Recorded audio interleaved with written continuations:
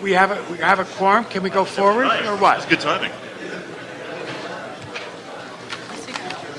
What do you want to do? That might be the first time I got a closet drink. Well, you deserve it.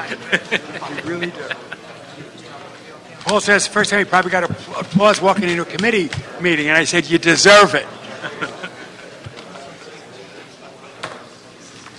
2, 3, 5, and 8 on consent.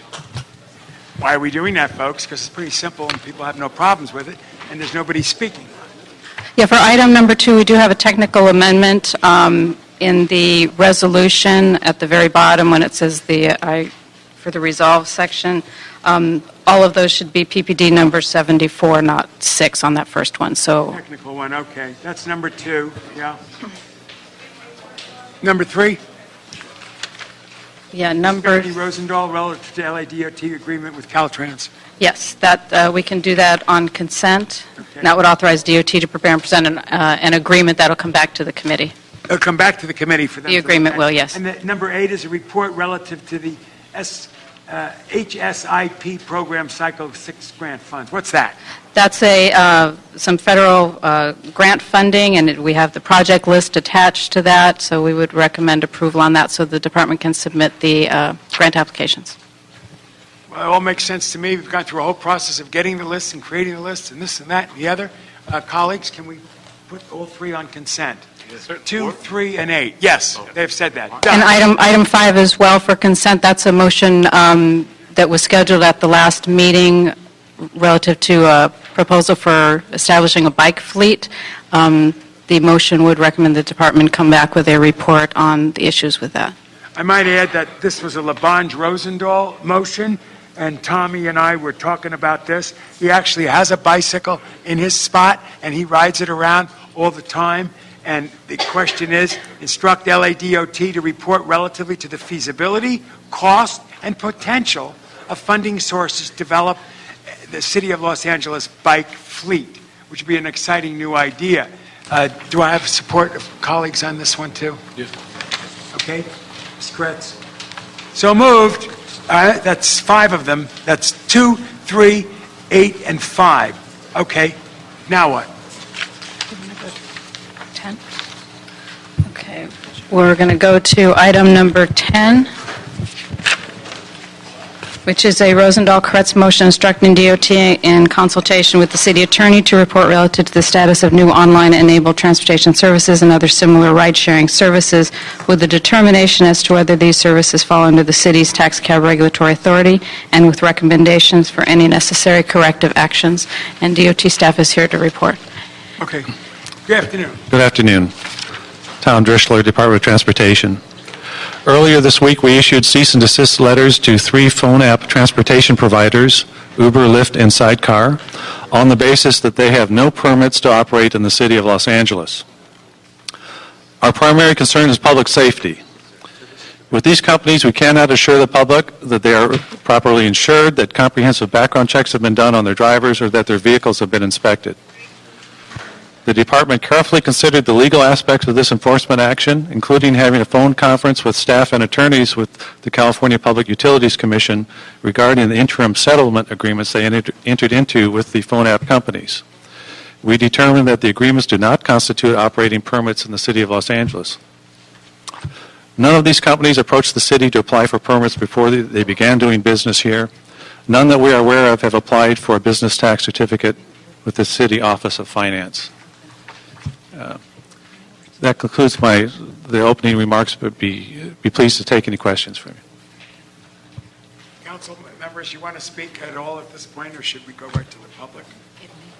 Let the public speak first. Okay, what I'd like to propose, colleagues, is that the public speaks first. We've got a bunch of cards, and I'd like to work it out so that it's equal among all the groups, but on the other hand, I'd like it to be 1 minute rather than 2 minutes. And when you listen to somebody speak, and they've said what you've said, or you're going to say what they just said, say that real quick and then move on, so that anybody who wants to speak who's in the other 2 backup rooms gets a chance to come in as well.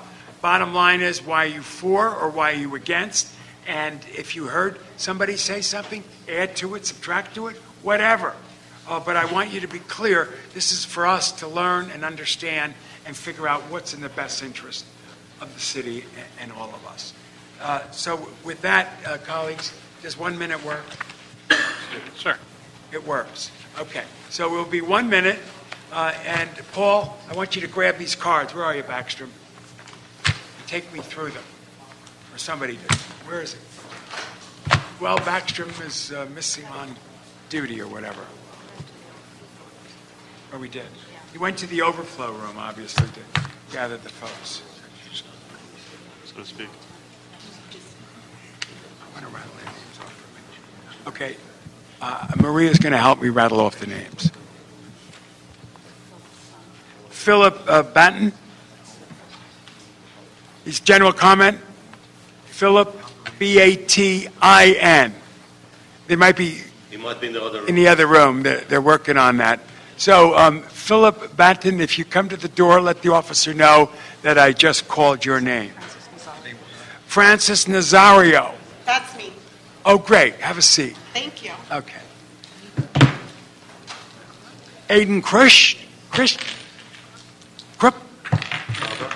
A-R-D-I-N. Yellow cab. Is that K-C-U-C-H? Yeah, that's you. Is that you, Philip? Yes, sir. Oh, great. Okay. And are you Aiden? Great. Come on, have a seat. Okay, we have one more to fill. Jesus Mendoza. Jesus Mendoza. Jesus, pardon me? He should be coming. He's in overflow. Okay, he's in the overflow. Jose Mendoza. Okay, I'm going to mention some more names because they can start coming in and we're going to be part of the program. I've done him, right? Trevor's? Francis Nazario. Yeah, Francis Nazario. You here? That's me. Okay, all right, okay. 1, 2, 3. Do we have 4 of them? We have 3 here. All right, we have Jose on his way in. Okay, let's grab 4 more and let them be in to be ready to line up if they're not in the room here now. Assisting with lining them up as you follow. Yeah, yeah. Yevgeny Yevgeny Smolar, S-M-O-L-Y-A-R. Great, line up. Would you just standing there? Hano Yosefi. Hano Yosefi. Line up there for me. Oh, good. Line up. Line up behind that gentleman there. That's great. Martin Shatakian. Martin Shatakin. Martin, great. Get in the line. That's 3. Martin Sullivan. Martin Salvo. Martin Salvo, come on up. Oh, get in the line. Good.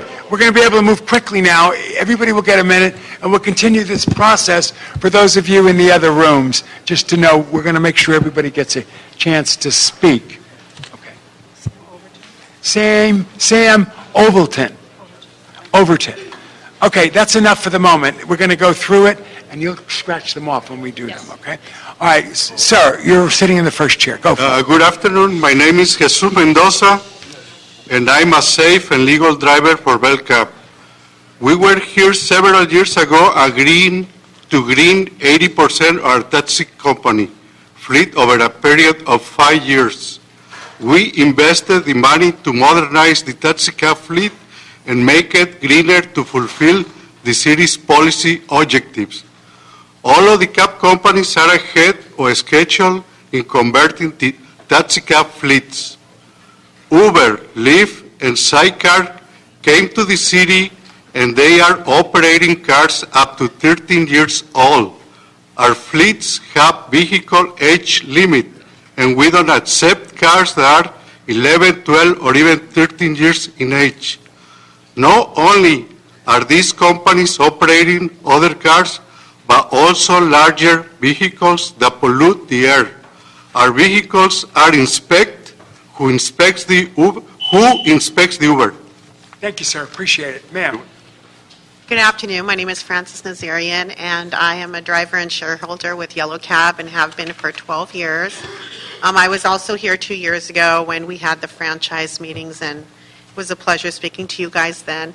My concern basically here is the safety of our citizens getting into these Uber, the Lyft, and the Sidecar taxis. I don't think any of us would be able to forgive ourselves if something happened to anybody getting into one of these unregulated cabs. I myself have 2 daughters, and I would much prefer to put them in one of the licensed taxi cabs that I know has been inspected, that I know the driver has been background checked, they are randomly drug checked. I do not know anything about any of these other drivers and would never consider putting one of my children in these cabs, and I think that that's the most important issue here is the safety of our citizens in LA.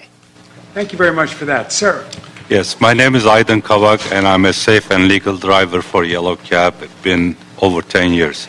There's been some discussion about all these 3 companies that they provide an alternative cabs to the city of Los Angeles. We have over 2,300 taxi cabs on the street, legal taxi cabs, and 9 different companies, which we all already compete against each other for business in the city.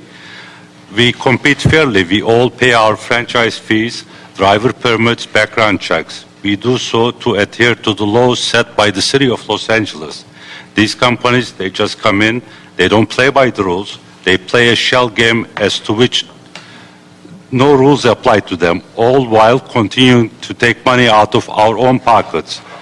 We are here when there was little nightlife in Los Angeles, and we picked up the late night work for the hospitals, for laundry, liquor stores. We're finally getting back on our feet and making...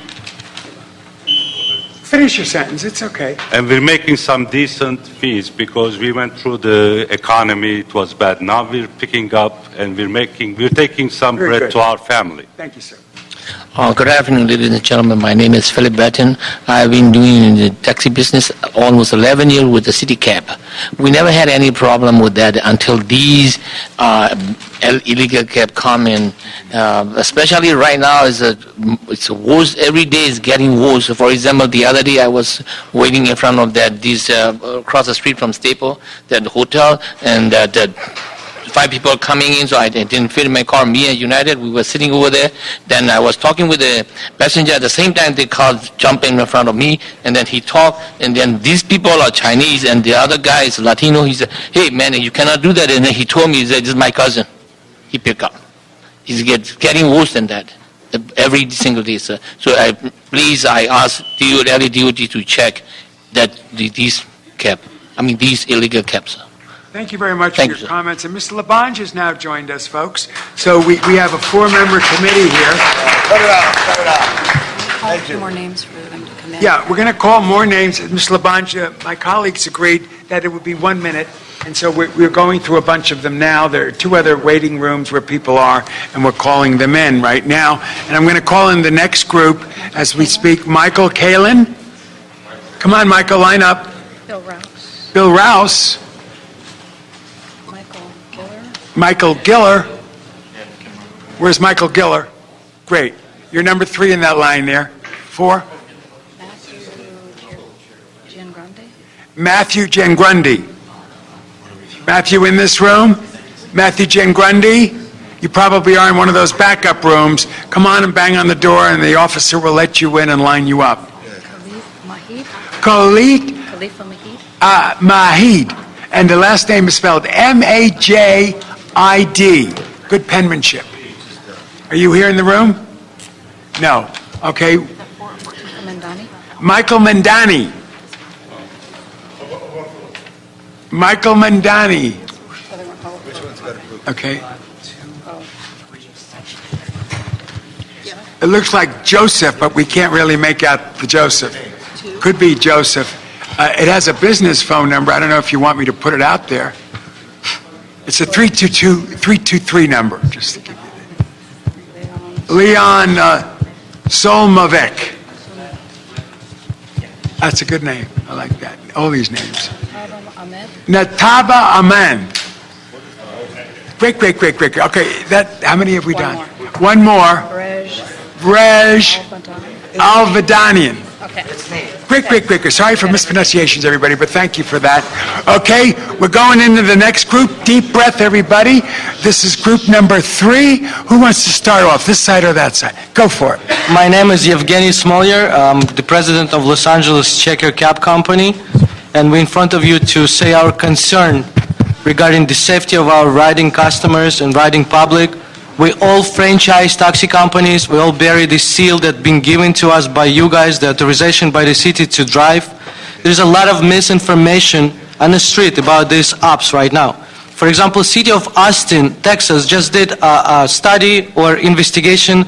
They find drivers driving behind the wheel with a breathalyzer test. They're driving behind the wheel with a probation on their records, misdemeanor on their records. The drivers who's driving inside those vehicles are unprotected by public. Public doesn't know what's going on, who's driving those cars. For example, the drivers who's leaving us right now because of their bad behaviors, because of their bad records, they are driving those Ubers, Lyft. Public have to be known that these apps are not good for them. Not because of the competition to the taxi right now. No, it's because of the safety. We are here in front of you to make you aware. Safety is #1 factor. We pay our franchise fee. We want the city to know. We want the public to know. These apps are misinformed. The time is not on. Thank you very much. No, the time was confusing. I apologize for But at that. least I said my His piece. fingers got caught on one of the gizmos. Okay, you're up. Good afternoon. My name is Jano Yousefi. For the last 15 years, I was a cab driver. What I see during these 15 years, I had to go through lots of tests to pass the test that I could get my license to drive a cab. And what I see right now, they're driving cars with no insurance, taking a passenger. Nobody cares. You know, even the police doesn't go after them to check them. Even when you be pointing out that this car is illegal, police doesn't do nothing. Well, I want to know what's going on. What's the point to have a license and drive it for the city like that? Pay the penalties. Wherever we stop on the red light or something, straight away we get the ticket. They come, they stand there for hours to pick up a passenger. Nobody do nothing to them. What is the point that for me to have the license of the city to drive for the city? Thank you. Our clock ain't working, folks, but he will say the word time, so you know that your minute is up. Thank you, sir. Appreciated your comments. Sir. Thank you very much. Martin Shatakian from LA City Cap LLC, President. Recently, a chairman and founder of Uber, Mr. Travis Kalanick, made a comment that since Uber was founded, they service 3 million passengers. And I want to bring your attention to the fact that none of these passengers was in the wheelchair accessible. In the wheelchair. They're not providing any service to ADA community people. That is absolutely non-acceptable. Not to mention the fact that Uber, UberX, Lyft, and Sidecar are not regulated and non-issued properly. And I want to thank personally Mr. Tom Drischler for signing and sending these cease and desist letters to Uber, UberX, Lyft, and Sidecar before yesterday. And I want to ask you to urge LADOT or direct LADOT staff and upper management to enforce these cease and desist letters at full force to make sure that these unregulated bandit cabs, that's how I call these people, because they're acting as taxi cabs. Thank you. Thank you, sir. Good afternoon. Good afternoon. My name is Marty Salvo. I also work for City Cab. I've been driving for 20 years. I pay for my permits, pay for my background checks. I go through mandatory drug testing. My car is serviced and inspected every 2 weeks. The city has also granted franchised areas to various cab companies. Now we have Uber, Lyft, and Sidecar entering these franchised areas without background checks, without vehicle inspections, or without permits. And I feel that if the city allows this, I'm beginning to wonder what would be the city's liability the first time someone seriously gets injured or maimed by one of these companies. And I also urge you to please give the DOT authority to enforce the cease and desist order that these companies are ignoring. And since I have 2 seconds left, I'd like to thank Mr. Rosenthal for his service. Thank you, sir. Thank you very much. Appreciate it. Your name for the record. You. No. My name for the record, William Rouse, Yellow Cab.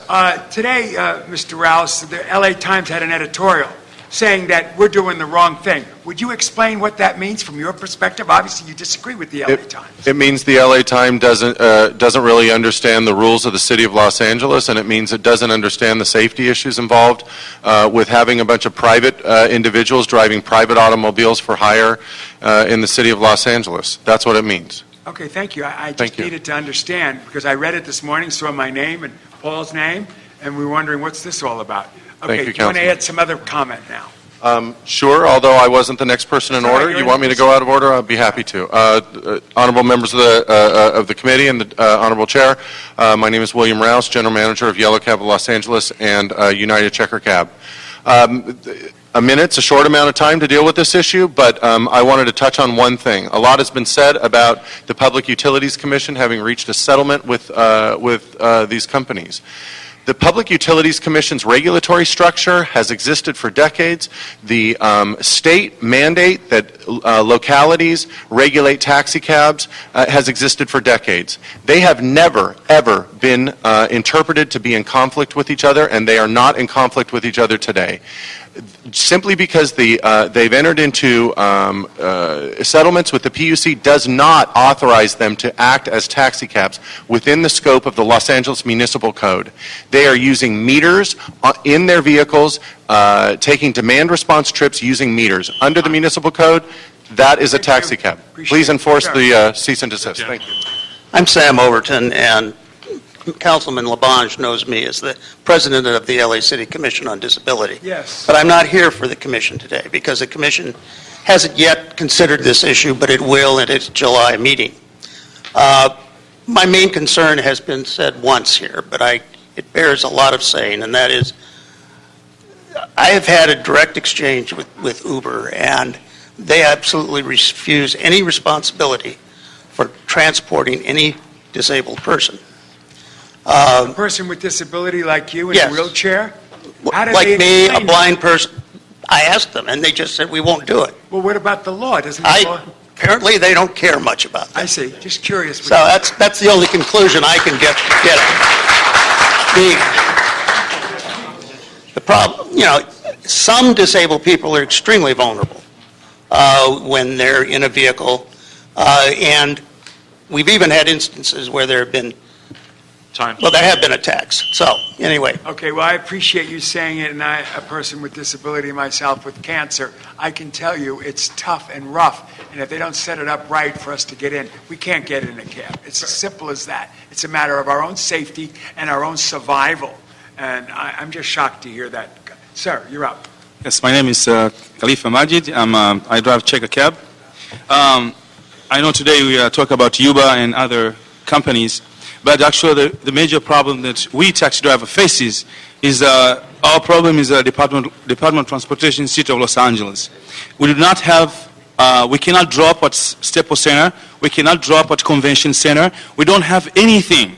I mean, this is really, because my fare is $6, but I have to pay $238 ticket. Everywhere in the City of Los Angeles, we have a 2,500 cab. But we have only 60 spots that we can have a taxi zone. And I found that this is very injustice because we work hard, but we mistreated. Actually, 3 days ago, I got a ticket for $238. I drop at LA Live because there is no stop to drop. And we used to have a program, it's called Hail a Taxi program. This program helped us because we could drop at 5 minutes, but today we are just hunted by tax enforcement, by LAP, everything. This is really injustice. I appreciate it, sir. And I forgot you, and I didn't. You were the next to speak before. Thank you, sir. Go for it. Michael Kalin, General Manager of Bell Cab.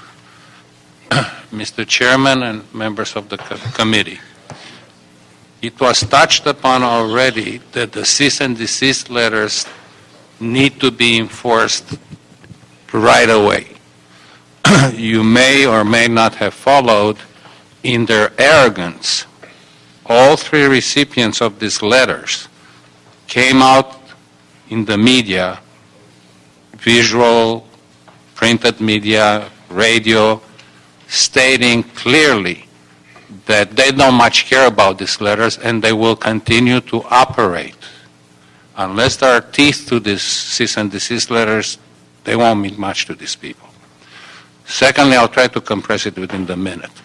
If these companies think they're so much better than us, and they have such a great product, better than the licensed taxi cabs in Los Angeles, by Just finish your sentence. all means let them in, but make them jump through the same hoops, driver-wise, vehicle-wise, all the regulations that are imposed on cab companies. Thank you. Okay, thank you, sir. You're up next. Thank you. Appreciate that.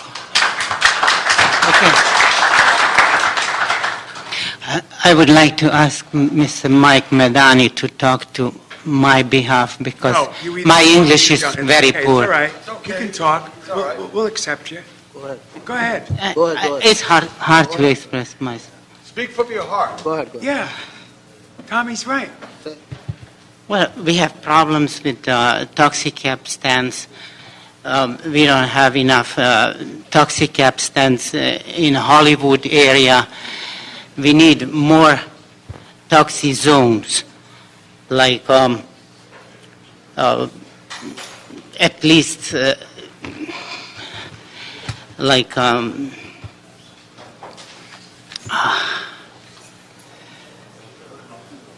It's okay. We agree with you. You want to interpret it from? Go ahead. Yeah. Do it. He wants taxi zone for the areas that they drop and pick up customers, which is not available. A lot of areas like hospitals or the centers like downtown, they don't have taxi zones, and if they drop or pick up, they get a ticket, and that's but they're not satisfied. All right. Thank you very much for that, sir. I appreciate it. Appreciate it. Sir, you're up. Michael Geiler with United Independent Taxi. And pretty much what I came here to say is that when we put people in these cars, Uber, Lyft, UberX, Sidecar, they're hitchhiking. We know nothing about these individuals. They're unsafe, they're unregulated. They're using a device just like this. It's called an iPhone, it's called a smartphone. And this is their meter. It's not regulated as well. Our meters are sealed by the County of Los Angeles. Their meters are not even meters. People are getting overcharged. As a matter of fact, other representatives have said the same thing. We let people go, and they go to Sidecar, Uber, Lyft. So these drivers are absolutely unsafe, definitely illegal, and are the absolute worst of the drivers that are in the city of LA. And all of these cars, especially Sidecar and Lyft, do not have any legality. Thank you. Thank you for that, sir. Good afternoon. I'm Mike Madani. I'm Let me just representing. hold on, Mike, and I want to fill up the room with the remaining 6. Did you call them all? Okay, we've called everybody on the list, so we're assuming they're going to come in the room, unless you want me to repeat these. Sure. No, they've been done? Huh? They've been done. Okay. All right, just want to make sure. Is Matthew here? We got Matthew coming in. That's Jen Grande. Jen Grande. Matthew Jen Grande. Okay, Matthew. Leon. Last name is Slomovic. You're there. Okay, so we got that gentleman. Netahan Ahmad. You're there. Great. Good to see you. VREJ. You're here. Okay. And this is the Joseph we couldn't figure out, as that person showed up. Okay, so you're it. The rest of the group has spoken. We'll just want to start over there or here, whatever you prefer. It was me. Go ahead. Okay. Mike Madani, I'm representing Los Angeles Taxi Cab Drivers Union. We have 150 issues with Department of Transportation, City Hall, LAX Police, LAPD, and all of the authorities like ATS. They've been taxi cab drivers, they've been constantly harassed. And they were asking, they were requesting, they went on a strike to get the authorities' attention to stop harassment regarding taxi cab drivers. But it's never stopped. They give them tickets left and right for no good reasons. Now we come to the point of some companies like Uber. Why Uber? Why Uber? Why UberX? I think the reason is because the level of corruption, the high level of corruption in the city hall and the city council and DOT. Because of this corruption doesn't allow that people see what's going on really, what the taxi cab drivers doing the best job. They are hard workers. They're working all days and nights to have the customers Thank you, sir. safely Appreciate drive. what you said. Thank you very much. Thank you. Go for it. Good afternoon, committee members. My name is Natawa Ahmed. I'm the president of Independent Taxi. I'm here to raise a couple of issues with the operation of Uber. And Mr. Chair, the way you ask about LA Times is the right question. LA Times is advocating anarchy. Sorry, what'd you say? Anarchy. LA Times? LA Times is advocating for anarchy. The way they did the editorial is with disregard that this business of taxi in Los Angeles supports over 2,300. It doesn't support more than that. This is a need and necessity study made. So what they're advocating is anybody with a car comes in without any licenses, without any insurance. If you have an app, let them pick up the customer, and whatever happens, you are on your own. This is not a way to operate a transportation business. This is not a responsible way to go about for the city. We're here to thank LA DOT for issuing cease and desist to these companies. Time. And we need your support to... Thank you very much, sir. Sir. My name is Matthew Giangrande. I'm a driver for Lyft. A couple things I've heard people say today that's not actually true. Drivers do have background checks that are both criminal and through DMV, at least for Lyft. Sorry. So drivers are background checked both for criminal and for DMV. Drivers carry personal car insurance as well as $1 million liability policy that's given through Lyft. I've kind of heard the back and forth. Obviously, people who drive for Sidecar, Lyft, and Uber support their business, as do the taxi cab drivers. I just want to encourage that, bring up that this morning on KROQ, Mr. Drischler did say if Lyft and Sidecar were exposed to more regulation, he would be okay with us working hand in hand. And I just wanted to encourage that versus just having the competition stomped out. Thank you, sir. Appreciate your comments. Sorry, Sir. I had to run pretty far. Good afternoon. Appreciate Good it. afternoon, members of the committee. By the way, before you leave, is there anything else you want to say? You're the only one speaking in favor of... Yeah. Yes. You're the only one here. Okay. You feel comfortable? You've done your bit? I could have gone on, but I thought I would. Okay. You could stay for questions. Yeah. We might stay for questions. No. Stand on the side here. Be in the room. Mr. Koretz might have a question or two, Mr. Parks might, or Mr. Labange, obviously. Go for it. I own and drive for independent taxi company. Slow down, folks. Can't hear you. Your name for the record. Start off. Leon Slomovic. I drive and own an independent taxi. I have a long letter that I'd like to be entered into the record, but I'll limit my comments. First of all, I'm sure most or all drivers and executives in this city applaud the city's efforts. We're going to take your packet and distribute it right now, sir. Go ahead. Applaud your efforts regarding the most recent action by the city. But we must realize that this is a complex issue that may take some time to resolve. My suggestion is that the city amend the regulations to allow the existing franchise operators to offer the public the service that they want, which is phone-based apps that allow them to prepay the fare with a nominal cancellation charge through PCI-compliant operations that the companies have, and Thank you, sir, based very on much. Last the rules. comment, sir. Your name for the record. Good afternoon. My name is Card, who is it? Liban Isse, ISSE. It doesn't say for or against, it just says number 10. That's Liban. Is that you? Come on up. Go ahead, sir. Yes, good afternoon. My name is Virej Alvandian, president of Beverly Hills Cab Company. As a responsible person for a cab company, I have a lot of concern about what's going on in this city by this ride-share or share-ride companies operating illegally in this city. So most of the things that I was going to say, as Chair, you mentioned, it's been echoed by my colleagues, so I'm not going to go over it.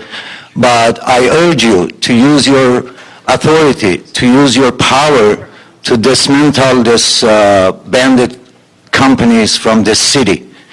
And at the end, I have to add, all these drivers in this room and overflow, they voluntarily put their time and came here because it's a very important issue for their life. It's their livelihood. So without making money, they came here to support this. So again, I urge you to please use your authority to do whatever you can for these legitimate taxi companies in Los Angeles. Thank you. I want to thank everybody in the three rooms. First of all, participating in the democracy the way you did, putting it all out there, interacting with us, even the LA Times editorial to get a reaction out of that, make it all clear. And that's what we're all about here, is to do that. You're the last speaker. Your name for the record and what you're speaking about. My name is Liban Isse. I am a yellow cab driver. Thank you first, Council Chairman. My last colleague mentioned what I was wanting to say at the end. I'm agreeing all of it, but in case the council is agreeing to put in Uber and all these companies in the business, shouldn't you think about it to make it open for the whole system? So as a lease driver, I'm driving 7 years. So I get a fair chance to be participating in this open business in that case. Thank you very much. Thank you very much. And Mr. Parks is on a tight schedule, I know that. So you're up first. And any questions or staff or reaction or anything, Mr. Parks? I've read all the material. He's read all the material. And I agree with him.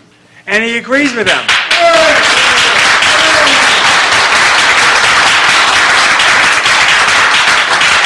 Have you ever heard a politician who didn't give a big speech? He just showed us that you don't have to talk a lot all the time to make a point. Thank you, Big B. Appreciate it. Go ahead, Mr. Kratz.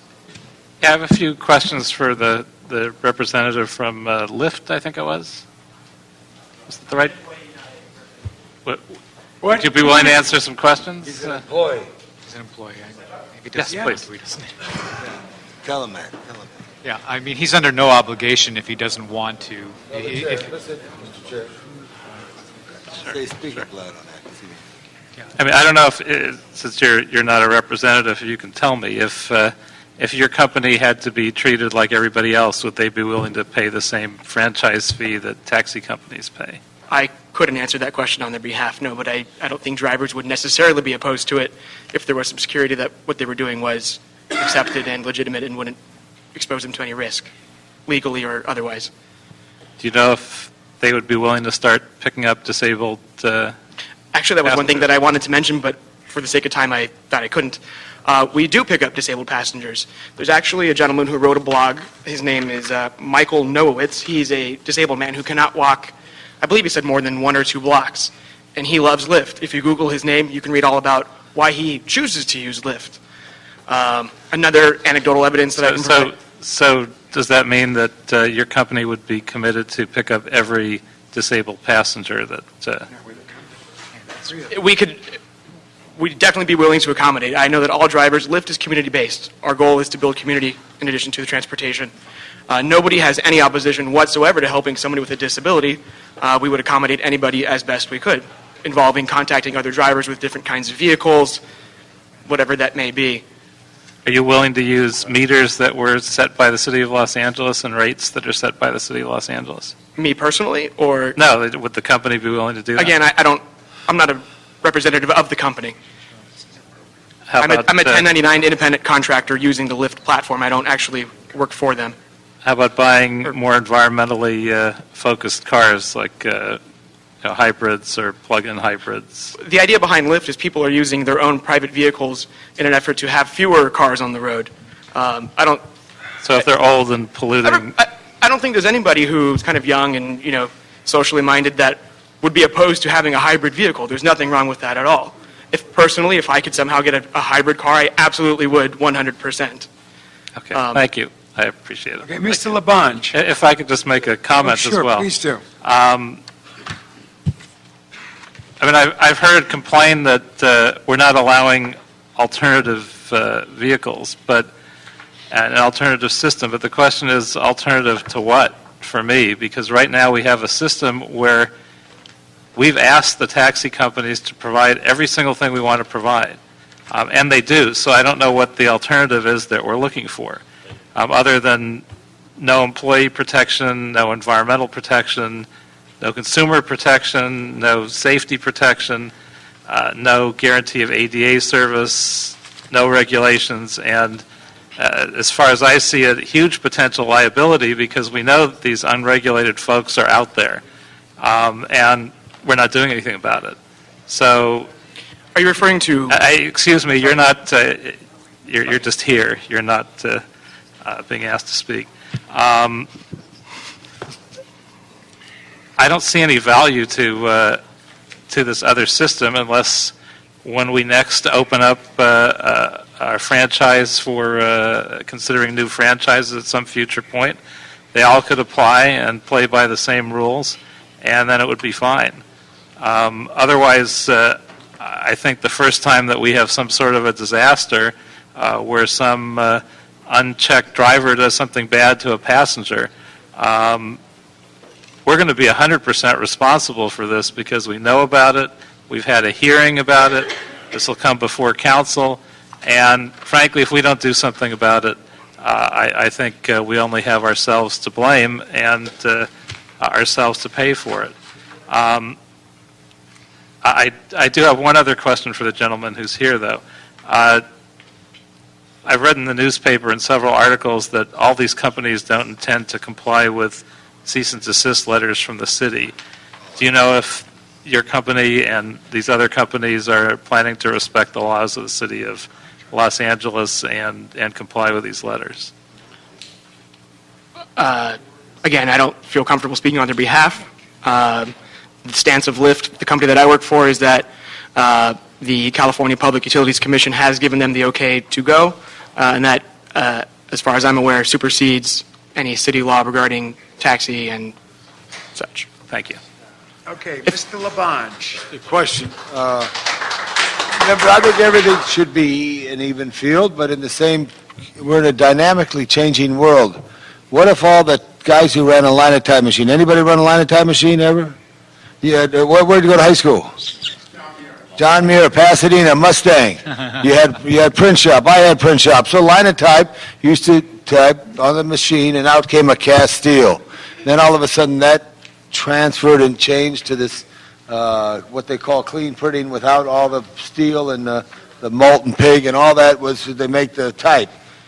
This is that dynamic change. I'm looking for the Department of Transportation to stand up because you're in this cutting edge mode of all the things that you're trying to do, and these are the backbone of our system now, but yet they're being challenged by entrepreneurship. I appreciate you, what you're doing.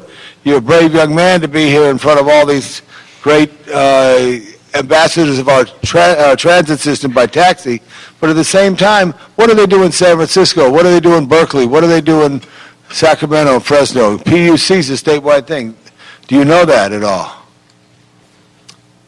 What do they do in terms Well, is there a system like this? I just wonder what happens in other cities in California as it relates to this? Because basically what I see here is a emerging new entrepreneurial, I want to be independent and I want to drive people. Everybody's looking for a job. Jobs are real important. At the same time, we have this structure that we count on every day with values, whether it's to be ADA compliant, whether it's to have your vehicles checked, whether it's to have insurance, and I don't know how much insurance that you have or what you're required to have or who checks it, whether the brakes are checked. All this is required. So we have this infrastructure, yet this dynamic is changing. Do you understand, Mr. Rosendahl? I'm listening. Okay, what do you hear? What about California? What about California? I understand that in San Francisco, they are allowed to operate, although not at the airport. I don't know what's going on in other California cities specifically. I do know that there are battlegrounds in cities across the country where they're dealing with these kinds of companies. What are the cities?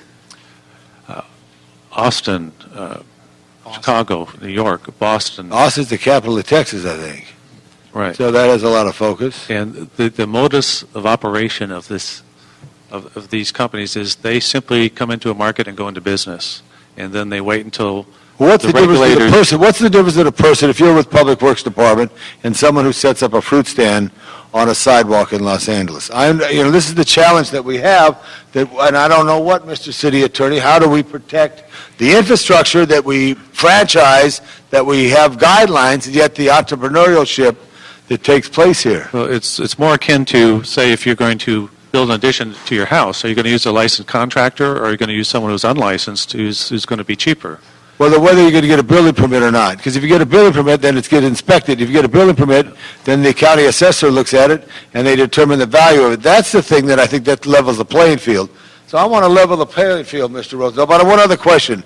Does anybody oppose the rail line into the airport? Because taxi cab operators get a bad name by saying that they're the ones. I just had to ask this question, Mr. Former Commissioner for the City of Los Angeles. I appreciate that. Does anyone, because this is going to come, there's a train coming to LAX, and I just want to make this point, to take this opportunity. I don't know if I'm out of line, Mr. City Attorney, but we're all here in this room trying to figure out this changing dynamic. I don't want to hear that someone says we're against the rail lines, we're against the subway, because this dynamic is changing. We're trying to get people out of cars. But you're a valued service because you give special service to special need people. And that's the playing field that I'm talking about. So no one raised a hand. And if anybody is listening from the LA Times, which I guess Mr. Rosendahl wrote a bad editorial that you said, I didn't see it. But anyway, I want you to hear if you're listening down there in the press room, LA Times. Okay, so I want them to know that this is a value, that they do not oppose rail line into the airport or anything like that. That's going to be a changing dynamic. Dominic, do you oppose it? No? Okay, good. Super. Thank you. Mr. Koretz. What did you say? Yeah, I just... Wait, I just wanted to wait a second. I just want to respond to Mr. Koretz's question, whether they're going to respect city's decision or not. As a matter of fact, they sent an email to their drivers today saying that because PUC decision, they're going to disregard that city decision. All right, we got that down, and I think our man from DOT could answer. Okay. Thank you, Mr. Koretz. Go ahead, Paul. Yeah, I just want to respond to what you said about entrepreneurship. We obviously value entrepreneurship, but every time an entrepreneur operating a bandit cab appears in the city, we shut them down. This is not any different. It's just a 21st century take on hiding bandit cabs. And we have to decide, do we want to allow bandit cabs and abandon the system we have, or do we not? And if we don't want to allow bandit cabs, we have to halt the system as it's working now in regards to these companies. Well, thank you all. Now, Mr. Parks is going to make a motion. Yeah, we move the motion for the report. The motion has been made. I will second it. All those in favor? Aye. Do what? Aye. 4 of us, unanimous of the committee here. It's moving forward. Thank you all for coming in the room and participating in democracy at its best. Thank you very much.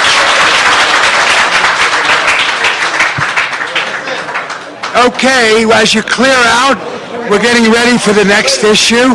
Mr. Rosendahl, Mr. Chair, the clerk had a question to get this right. Clerk had a question. Well, he's chatting now. What's your question? Huh? I wanted you to make a meal there. Tell him what you got. I just asked, was the action to approve the motion? Yes, it was. Yes, it is. Got Thank you. Yes. Thank you, Mr. LaBonge. Yes, there were 4 votes. It was unanimous. Thank you all. Bless you. Have a great day. Okay. Mr. LaBonge, we'd like your support on consent for item number 2, 3, 8, and 5. Everybody's approved it. I got it. Just a note on the one on the bicycles. They understand the concept. Yeah. Just real quick, department, you understand the concept like a movie studio where you have bikes where you can ride to. GSD gets the bikes. Yeah, and Councilman, the department's already met with city attorney and GSD to talk about that, so they're putting a report together. Very good, thank you. But it's a verbal report we're going to have. Mr. LaBonge, from LADOT and the city planning relative to progress made implementing the 210 bike plan. Right, that's item number 1. That's one now, okay. Please, come on up.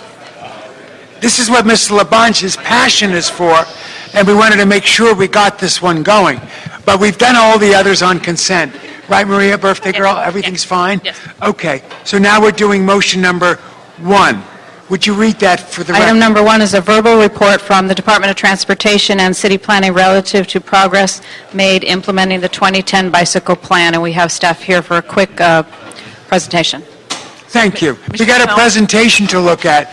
We look forward to it. Make the opening remarks, and let's see it. Michelle Mallory, Senior Bicycle Coordinator with LADOT.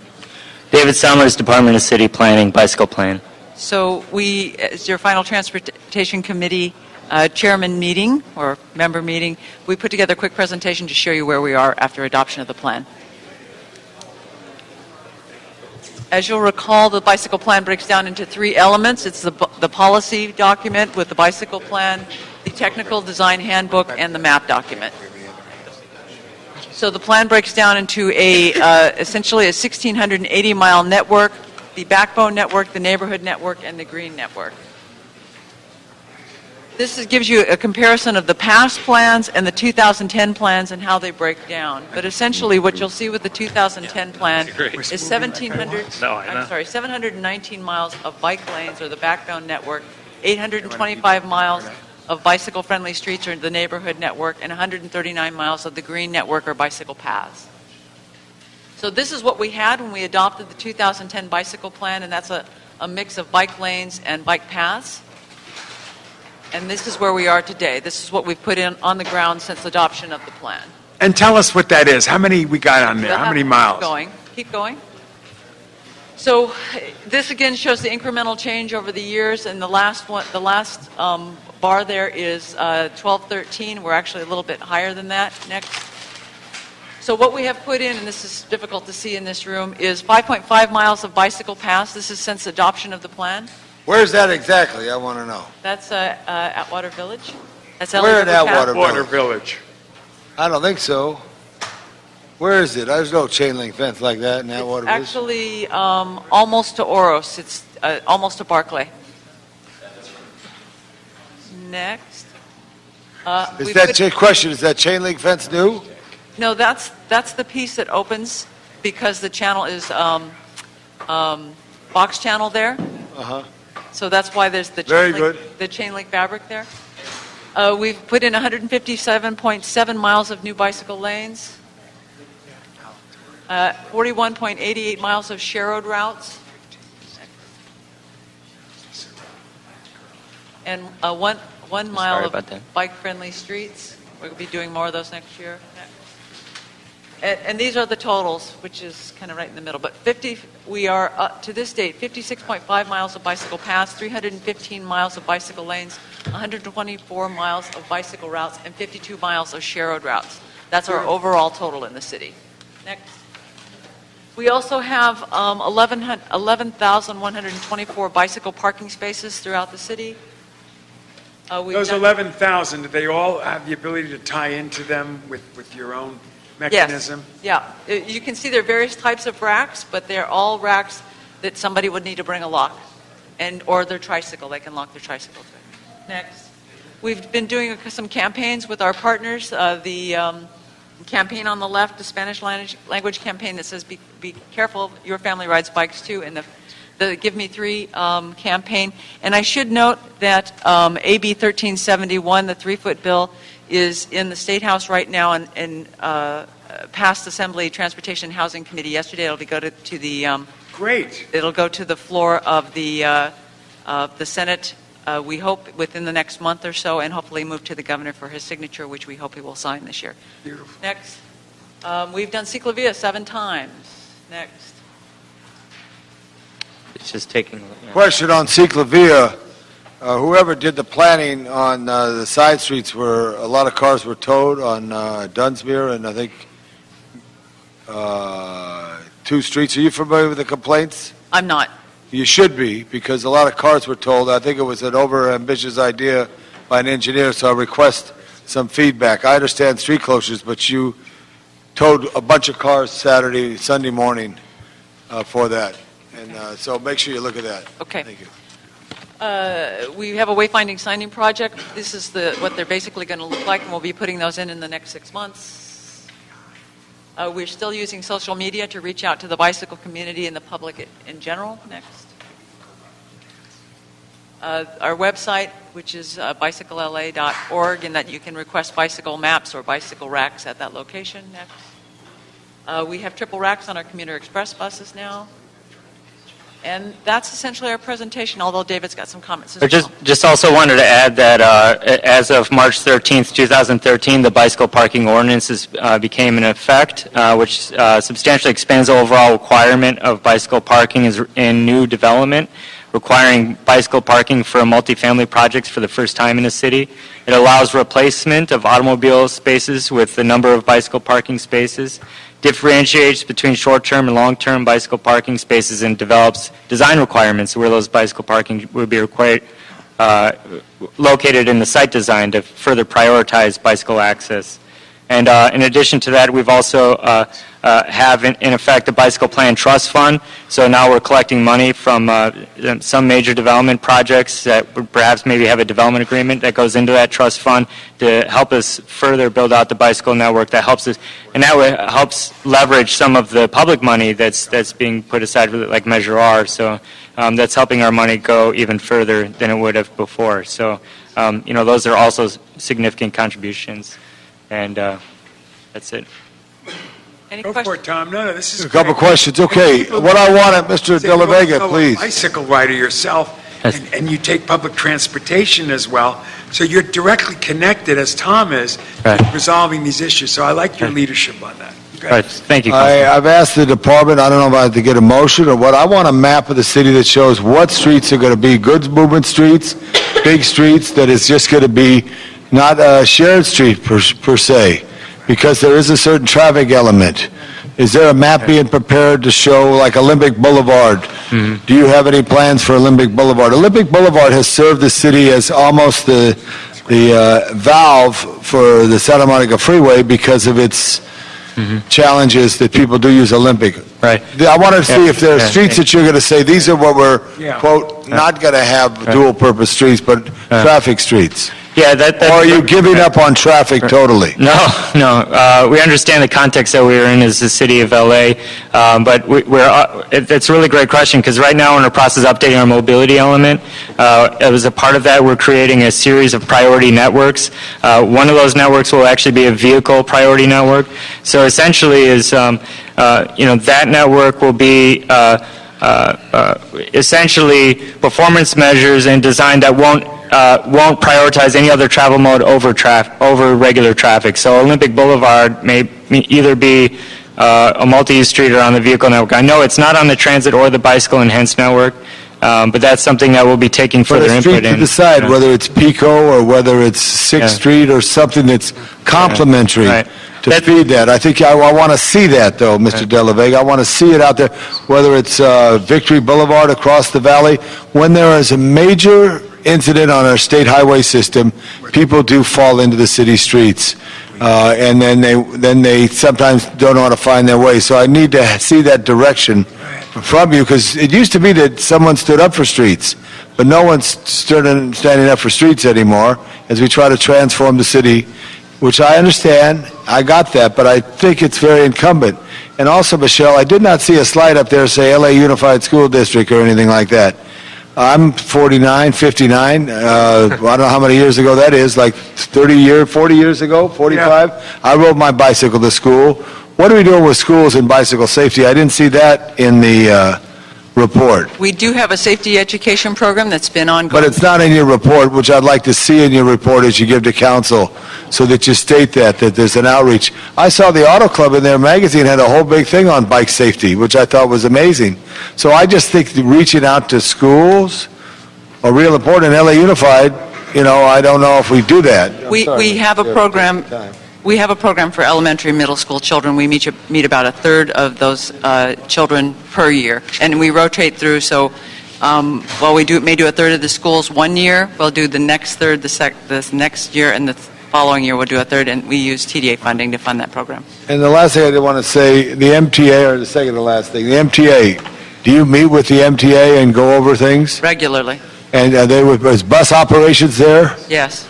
Because one of the challenges, and I'll give you an example, is a nice little bike lane that Mr. Garcetti got put in years ago between Fountain and Santa Monica Boulevard. When you get to Santa Monica Boulevard, there is a rapid bus on Santa Monica Boulevard. Now Santa Monica Boulevard by the street lighting yard, Mr. Rosendahl, has a bus lane, and you actually at the stop sign have to pull further into the street. And my concern is, Mr. City Attorney, and about liability, because I was on the MTA board when we had a tragic accident with a bus and a bicycle at USC at Adams and Figueroa, and I always remember that, how sad it was for the family to lose a member, but how sad it was for the MTA to have the driver. He didn't want to have that accident, but it could have been prevented. The question is if now I have a new street where there's one lane, the lane I used to get in is right here. Now I got to go over the old lane to get to the new lane. At the same time, the buses are coming down the street. I just want to make sure you're sitting with the engineers, because I do know that in this litigious world of ours, unless we articulate these things, we could get hit in the back of it. So I wanted to say that. Then also, how many parking meters have you had to remove for bike lanes? We haven't removed parking meters? Yeah. We haven't removed parking meters for bicycle lanes. And nowhere? No. What we have All right, done... do you have any plan to remove any on Figueroa Street? That I don't know. Well, do you have any plan? I don't know, Councilman. We'll have to report back on that. Well, all right, well, call somebody who knows, because I heard you have a plan for Figueroa Street. We do have a plan for FIG. I don't know what the plan is for the Are you going to talk to the Coliseum? We have been talking to the Who at the Coliseum have you been talking to? I don't know our But it's absolutely incumbent, because what is happening, I noticed, and I ride bikes. I lead a bike ride tonight. I was at Ciclavia. I rode it. I loved it. It was great. Your people all out as a team out there in front of Urban Lights. But there's a conflict, and we got to protect mobility there. And I love Pauline Chan's concept of protected neighborhoods, which she does, which is really a big factor. But if we take away these things, people are, I don't want to use a bad word, Mr. Chair, can I? Do whatever you want, Tom. People sometimes are like rats. They just get to a spot and they want to go this way or that way. And then they cut through a neighborhood. Was that bad, Mr. City Attorney? I'm sorry. So I wanted to make sure that we don't create that thing, because people are very competitive in Los Angeles on all that ride. And another thing, too, as far as bike education, I just saw, and I'm observant, cyclists, the light was phased, but there was a right turn arrow for the cars coming this way, and the fella on the bike thought he had a full stop, so there was conflict. I think we have to remind our motoring public the very great value and the transformation of cyclists, but at the same time the cyclists and the lights, not all lights are red, and you have so many phases. Do you understand what I'm saying, Jaime? You know, they got to a phase where this was not just a red, but it was a red and a green like this, so the guy was driving across right into traffic. It was dangerous. Did they have to stop at a stop sign? Bicycles are required to stop at all stop signs. Should we ask for state legislation that maybe they have to brake and look both ways? Because everybody cheats on that. Okay, so there's something I just want to know in the future. I don't know, but I think you got to decide that. If you really believe that you want to transform, then you got to have that law right next to you, because you'll get whacked in the back by a lawyer who will say, city didn't enforce it. So these are some things that I want you to do. I appreciate what you're trying to do, but I think you got to try to do it. I do want to see a system that says, with the engineers, these are where our goods movements will go, where there won't be conflict, where we're trying to push traffic and keep them out of neighborhoods and other things. You want to add anything, Jaime? No. Councilman, the Department of Transportation and City Planning will be bringing that forward in draft form to the council as part of the mobility element. But on Figueroa Street, if you talk to USC or Nick Shamus or Downtown Motors or any of those people? So we have an engineer who's a project manager on the MyFig project that we have taken from the CRA. MyFig? The project. So you got a project. All right, I didn't know that. The project on Figueroa is called MyFig, at least the South Figueroa from LA Live to the USC campus. We are working with a number of bodies, including USC, the Coliseum Commission, the Convention Center. Well, I'm on the commission. I haven't heard anything, so that's why I'm being very adamant. And at the same time, too, look at flour, because I think flour is nicer than figs. I don't know. And the reason I'd say that would maybe use your engineering. You'd have to have a two-way bikeway on Flower if you really want to be creative, because Figueroa is the exit for anyone going north from the Coliseum. And you take any capacity out of that, and there'll be more calls to 311 and others. So I just want to lay that on the table. But there's nothing adamant right now on Figueroa that you know that's going to change the parking in the next 60 days. What I'd suggest, Councilman, is we could have our project manager either brief you in your office or report back to this committee with the full details. Is there anything happening in the next 60 days? Not within, we will not be in construction within 60 days. But you have a plan to change it There is a plan to change it. and take traffic lanes out. Yes, there is. Wow, that's big. I think that should be fully discussed and then get approval. I don't know how the people will feel. Or will they lose any parking for those businesses down there? There is some minor parking removal, but I can't remember the numbers. I see the former councilman of the first district and now councilman of the 908 district. Yeah, 908. That's like the 901 down on Figueroa. Yeah, the future, hopefully just state. But we've been working on For the record. Mike Hernandez here on behalf of Council District 9. And we've been working on the MyFig project now for a couple of years. There's been a grant that was funded for that purpose. A lot of planning has been going on with it. We've been coordinating with all the stakeholders, working closely with DOT and street services and trying to come up with a plan that works for everybody. And again, taking into account the pedestrian traffic that now is part of Figueroa, the realities of the transit corridors that have been created there, the USC specific expansion plan, has all been part of this process, Councilman. I just want you to be aware of it. And we don't see FIG necessarily as that traffic outlay. We do see the one-ways like Flower Street playing a greater role there. We are taking into account the light rail system that's part of it, and the fact that the MTA uses it as a bus corridor. So a lot of planning has been going into this project already, and we're just moving forward because the funding sources have the time frames also. So do you think, Mike, they're going to remove lanes there for cars? I think they're going to, yes, I think there'll be some lanes, not one lane that will be impacted, about 12 feet, but it's going to be to create a safer environment for pedestrians and bikers. All right, but I just think there's when SC's winning, there's 90,000 people, you know, and a lot more of them take the expo line. I'm glad to say, Mr. Rosendahl, they park in your district in Culver City, and then they come down, but there is impact. And Councilman, that was part of the reason why there's two stations on Expo, one at Truesdale and one at Vermont, because we wanted we wanted people to be using the Expo as a vehicle to leave the stadium and arrive at the stadium for those games. Well, you know, he's an amazing guy. Give Tom a round of applause. Oh, no. No, the guy has No one give me, not even one challenge that. No. He's an amazing guy. I can sit here and listen to him all day, but Tommy, in a couple of days, I'm gone. Yeah, I know. You're going to have to save that for somebody else. We do have this moving forward. I just want to make one comment. I appreciate you coming before the committee today. When I historically got involved in this issue, we were way behind the power curve, and that NFL thing and all the bicyclists in the room that one day set me up in a very dramatic way. And that, coupled with an issue in Mandeville Canyon, that was an awful issue, got us even more motivated. And I really want to thank the department and the mayor. Antonio Villaraigosa has done a hell of a good job on this in moving the bike plan along and pushing it even further with Measure R and all of these good things. So I just want to applaud the department for its leadership. Those who are watching this or seeing this, don't hesitate to contact the department, give them your insight and your updates, but we're making great progress on the bike lanes and the multimodal system in Los Angeles, from mass transit to bikes to pedestrians and the car, rather than the car and everything else is never in the conversation. So you want to say something? Go for it. I just want to say I completely agree with everything that Bill said and everything that Tom said, except that I don't think people are like rats. Well, the only thing I'll say about the rats is that's why you strike it for the record, Maria, will you? Strike it. Strike it, thank you. Yeah, strike it from the record, and I just want you to know I got a couple of cats that handle my rats. And so if you tie nature in its ultimate, everything can work together.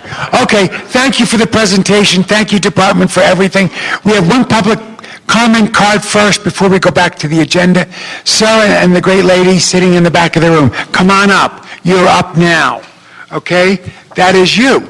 That is Aghdas. Your last name is Kalaei. That's you guys. Come on up. That's right. This is public comment, and it is a 2-minute public comment. Are we a husband-wife team here? Or friends or whatever? Can you speak language, whatever needs to be done? Okay. All right. Good afternoon, dear. What's your name? Yeah, thanks. This is Aqdas Kalai. Get Michelle. Who? Her name is Aqdas Kalai. Okay. She said hello to you guys. Anyway, she cannot speak English that much because she fell down from the sidewalk. Last meeting she came here, her hand is broken. She doesn't have no energy to talk because last meeting she come here, she had upset, and then that's why she fell down from the wheelchair, unfortunately. Regarding the bus stop, she came here today. She wants to know what is the solution regarding Westwood Boulevard and Massachusetts and Westwood Santa Monica increase the bus stop at the Westwood and National. She is a member of Mahmoud Felicia Center. She come here on behalf of those disabled ladies and men who are frustration regarding bus stop on Westwood and Massachusetts and Westwood and Santa Monica and Westwood National to bus increase up. And Westwood Pico, Rapid 7 needs to stop there too. Keep going. Yes, that's why she come here today regarding, she wants to know what is the solution. Okay, well, I thank you for that. Please see with Mr. Koretz afterwards. You're in his district, and he'll share with you where we are and what we're doing. Okay? Yeah, Is Mr. Koretz ready? those disabled people, they are strongly demanding the bus stop, Westwood, Massachusetts and Westwood Santa Monica. Okay.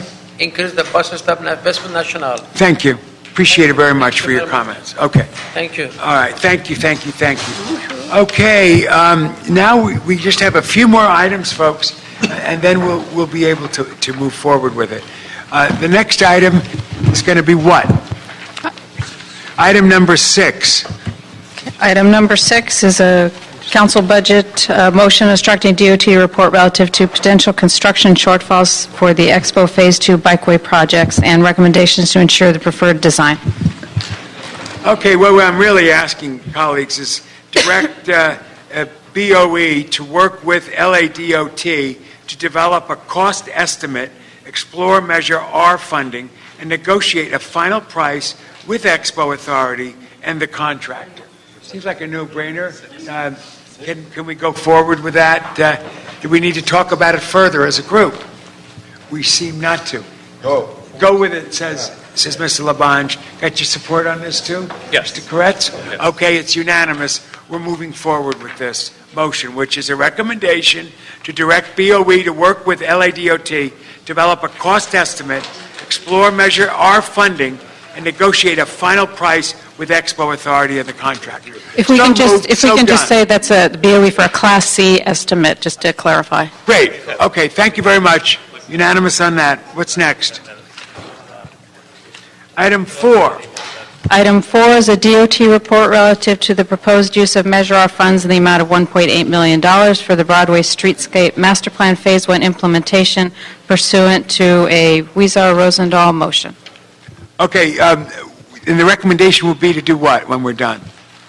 Well, the department's report has an option presented to the committee. If you want to endorse that option, then we have some recommendations. But if the department can do a quick presentation, and then we'll go from there. Thank you. Good afternoon, council members. Robert Andalon with DOT, and along with Valerie Watson. She's going to be doing a brief presentation regarding the project, and then I'll present some information regarding the funding. Good afternoon. I'm Valerie Watson, Assistant Pedestrian Coordinator with LADOT. That's a new position. Pedestrian Yes. coordinator. Margot Okanyas and I were brought on last year as the first ever pedestrian coordinators in the city. The funding for the Broadway dress rehearsal before you today for consideration is the result of a 3-year planning process that resulted in council adoption earlier this year of the Broadway Streetscape Master Plan. The plan calls for the reconfiguration of Broadway from 4 lanes to 3 and outlines a phasing strategy that involves using cost-effective materials that can be quickly installed to effectuate the plan corridor-wide as funding is secured for full build-out over time. A similar application of these materials has been piloted at LA's own Sunset Triangle Plaza in Silver Lake. Oh, yeah. New York City also offers examples where similar applications of cost-efficient materials have been used to effectuate a road reconfiguration, notably in Times Square on their Broadway. New York City's analysis of similar projects revealed enhanced pedestrian vibrancy and other economic and safety benefits.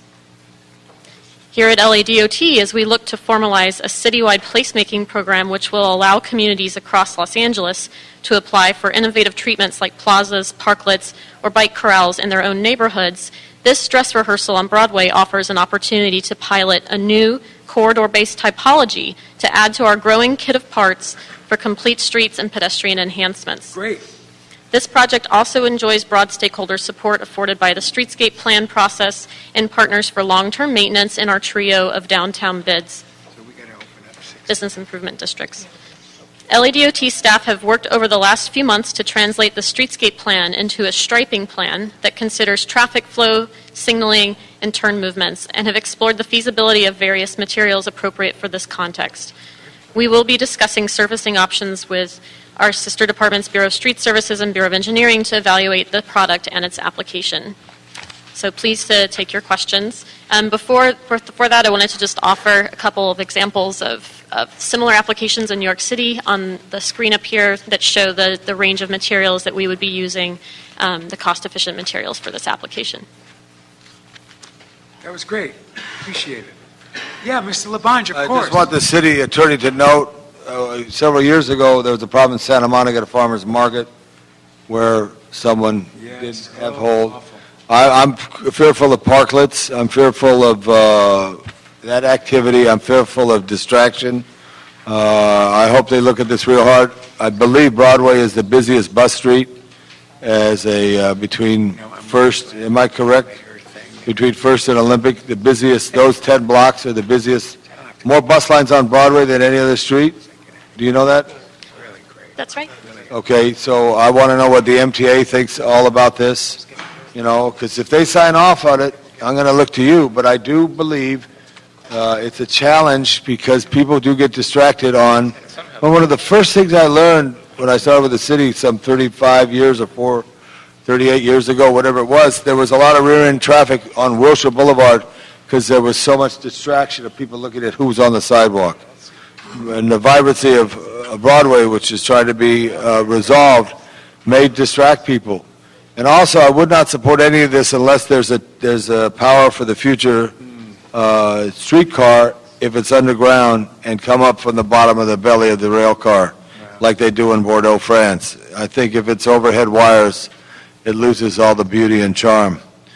But, I want to support the councilman of the district because he's trying real hard to transform Broadway, but I just want to make sure, because the situation at Griffith Park, Boulevard, and Sunset is different than Broadway. It doesn't have the buses that, it's just a side street. It used to go to Griffith Park, and they changed that 40 years ago.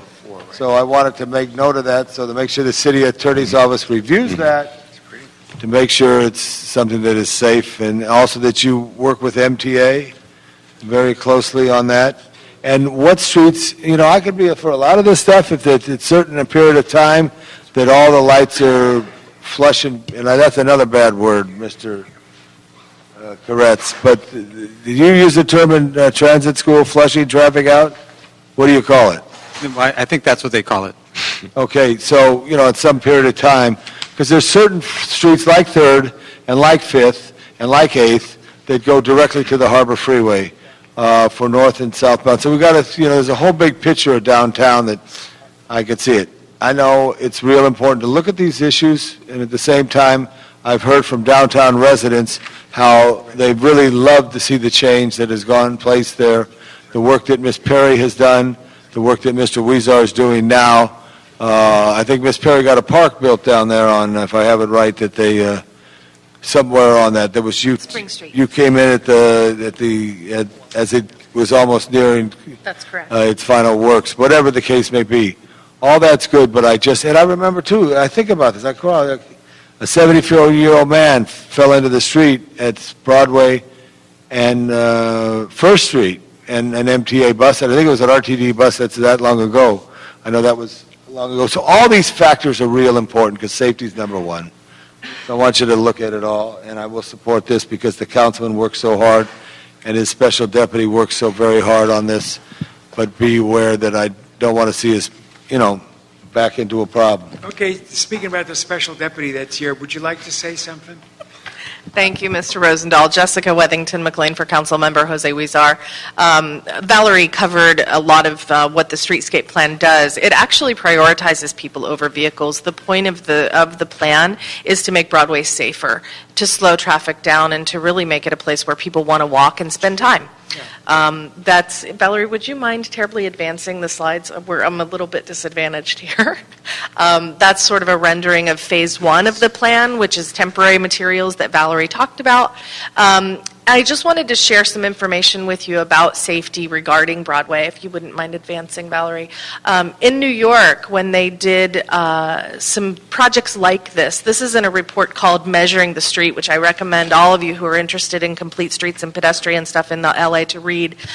When they really reclaimed a parking lane for pedestrians, they experienced a 77% increase in seated people in those areas, and a 14% increase at the businesses fronting those areas. But more importantly, next slide, they had a vast decrease in speeding, a lowered rate of accidents, and a much higher degree of safety in what were very busy urban environment areas. One was in Union Square, the other was in Times Square, while at the same time a huge boon to economic development. And that's really what we're looking for on Broadway.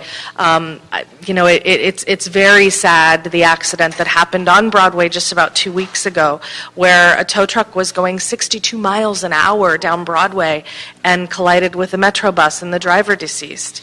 We need to slow Broadway down, and this project is a way to do that. It is a traffic calming safety measure, and it's also a wonderful example, in the city's probably the first example of a true complete streets initiative that we have the opportunity to realize. So the council member would appreciate your support here today and looks forward to also delivering the full plan over time as funding's available to actually enable us to realize the entire plan. This is just phase one. Well, thank you for being a great staffer and a great leader in the city in your own right, and impacting not only the councilman but the rest of the city and its issues. So thank you for your contribution to this democracy. Oh, Mr. Rosendahl, that's very kind, and I'm Coming from the heart, to kid. hear And I'm enjoying this meeting because this will be my last meeting, but I'm seeing progress on a lot of issues that really matter to me. And we have the mayor's representative here. Your name for the record, and tell us your position. Thank you, Councilman. My name is Nat Gale. I represent Mayor Villaraigosa. I work in his Office of Transportation. And if you recall, 2 weeks ago I was here at this exact committee giving you an update on this project and giving you a little bit of the background on how it was initiated and how the mayor really has tried to focus on pedestrian initiatives and wants to showcase how Los Angeles can continue to be a leading edge city both in the nation and in the world on some of these complete street pedestrian initiatives. And so we started working with the councilman's office late in 2012 to sort of feel out how this project could be implemented, and the mayor is very excited about it, and in addition to all the good work that the pedestrian coordinators have been doing in terms of the Continental Crosswalk installation, focusing on making our streets safer for all modes of transportation. And I just wanted to briefly address Councilman Labange's issue about MTA. Obviously, that was very important, getting MTA involved from the very beginning of this project. And so we had Scott Page, who's in charge of the stops and zones at MTA, come to the very beginning of the meetings that we had. And he looked at Broadway and said, yeah, you're right, we've got a lot of bus lines that go down Broadway. And what we've like to do now at MTA what they like to do at MTA is have couplets. So they have one street that takes buses northbound and one street that takes buses southbound. So this project is actually a great opportunity for MTA to relook at the different bus routes in downtown and streamline the service. So this month, actually at this month's board meeting at MTA, they're making recommendations for changing some of the bus routes off of Broadway so that it better streamlines their north and south service. And so they've been advertising that to their patrons, and it really will be a great complement to this project and something that MTA has wanted to do for a while. So this project's been, well coordinated, great strong support from the councilman's office, and we appreciate your attention to it today. Okay, we're mumbling around here on the edges of a conversation. You work for Mayor Villaraigosa, and where are you with Mayor-elect Garcetti? I'm just curious if you're still part of the team. Are you on the bus or are you off? Not to put you on the spot, Nat Gale. If you can share that. If there's Sure. I have been asked to report back to my desk on July 1st. Very good. And the reason it was an anecdotal story was your leadership in the mayor's office will continue in the mayor's office for all of us to know that the new mayor, like the old mayor, is taking real leadership on these issues, and we're very grateful for Antonio and what he's done, and very grateful for Eric and what he's saying he's going to do. This is all good news for our great city, and thank you for what I appreciate those kind words. That means a lot, Councilman. Yeah. Any other comments, Mr. Labange? No, I just want to make sure we do it right, and also when you talk about streets, Pacific Avenue in Huntington Park is an interesting street to look at. It's an old Pacific Electric street, so it had a rail line on it. It has diagonal parking. I don't think Broadway could ever do this, but it has been the most dynamic. And most of Broadway, which was populated, has gone to Pacific Avenue as it's transformed, so that's a big thing. Larchmont, which is a short street between Melrose and 3rd, has diagonal parking. It creates that as well. So, Your old Sorrell and Associates down the street there. no, they're up the street, 321 North. No, 321's the medical building. 320. They will love that you know their address by heart. I just used to work the district for Mr. Farrar. All right, we're ready to vote? Yeah, I'm waiting for Mr. Koretz to come back in the room. All right, is he still on the board there? We can vote for it. And he obviously is for this. Yeah. We could vote, two could vote for it, we need three. Use it, it can be communication if you want. Well, we want it better than that. Let's hold it, let's lay it on the table. Yeah, that's Lay what it I on the want to table. do. We got other people waiting here. Doing a Very little bit of good. a filibuster. I can so that we filibuster can if you get it. want. You're great at that. When did the No. mayor have his No. bike accident? 3 years ago? 2010. 2010, okay. Is go to number 6, reopen it. Number 6. There was a second card that we were not aware of, and we were just brought to our attention. So as a committee, we need to reopen the meeting on item number 6, hear the public comment card, and then make our decision, either the same or a different one. And I'm sorry about this, and I'm sorry that we weren't here for that when it historically happened. Do we have somebody coming up? General public comment? Ms. Pedestrian. Steve? Ms. Pedestrian. I want to ask you a question. Steve Sand? Your colleague, I want to ask you. Steve Sand. Okay. Right here. Well, we tried. He's not around. He's coming? Is that you, Steve? That's me. Okay, we reopened this because you put in a card. I don't know what happened or what the story is. Councilmember Rosendahl, no problem. Thank you very much. And I first of all, Your name for the record. For the record, my name is Steve Sand. I'm the chairman of the Westwood Community Council and a business representative in Westwood. Thank you very much. Thank you for your service for 8 years. I just put in a card. I wasn't sure if it should be for item 6 or 1 because I know bicycles were discussed in many areas. And we in Westwood are very supportive of bicycles and bicycle riders. We would actually love to see, if it's possible, to see a ciclovia have Westwood as part of the route and part of the destination, the village be a part of it.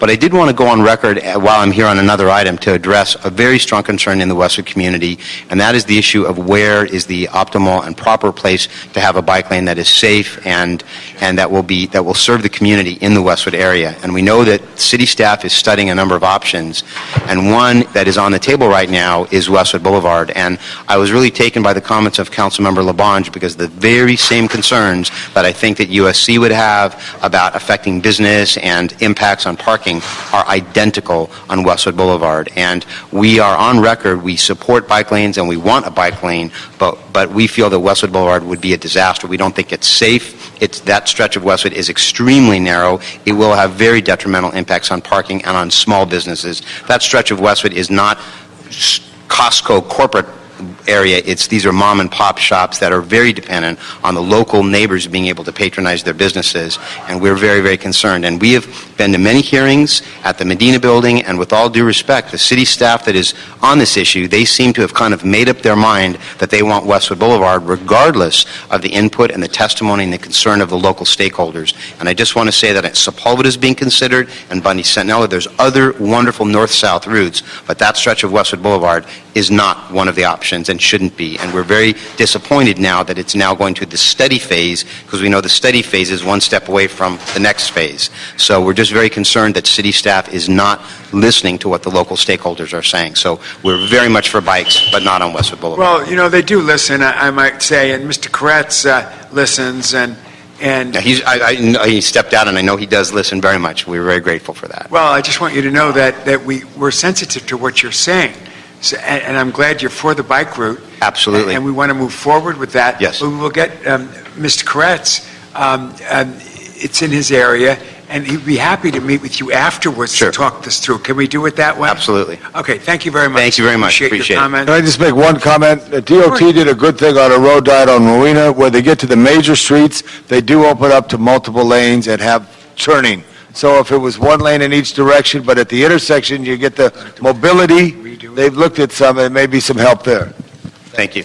Okay, well, thank you very much, and appreciate you coming before us. And folks, that issue is now behind us.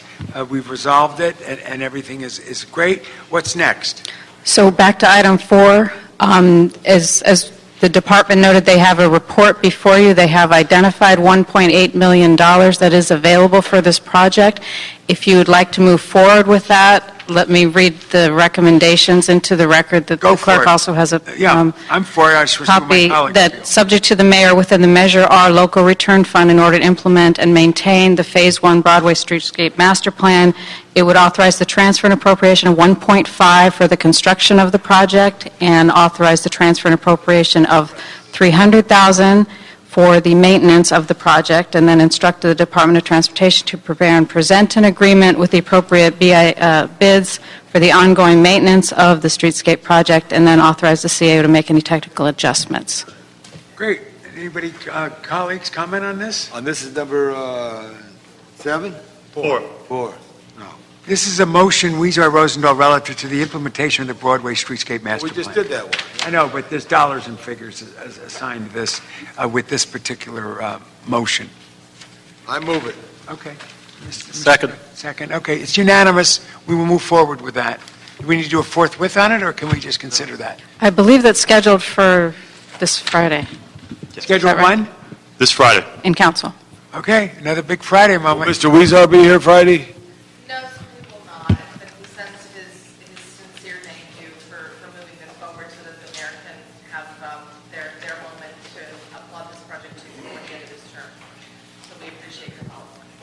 Good. Okay, great. So done. Now we're going to move approval of number 7. I think the department has some amendments to the recommendation. proposal, If we go can, yeah. Let's move quickly, department. Come on, people got things to do. Good job, Jay. You're the first guy to see It's a one. nice rug. That That was wonderful. Good job. I like that. Now we Thank got you, the lights Sergeant, back on on. the lights. Would you like paid me- our DWP bill. Yeah, very good, very good. What item again? This is item number 7. Okay, tell us about it, my man. Would you like me to brief you on the item, or just give you a background on the Just changes? give us a quick point so we can make a decision. All right, real quickly, the Office of Finance conducted an audit of our transit contractors with regard to the business tax classification that they're filed under. They changed the classification from what had been used for the last 20 years to a new classification, which brings with it a significantly higher tax liability.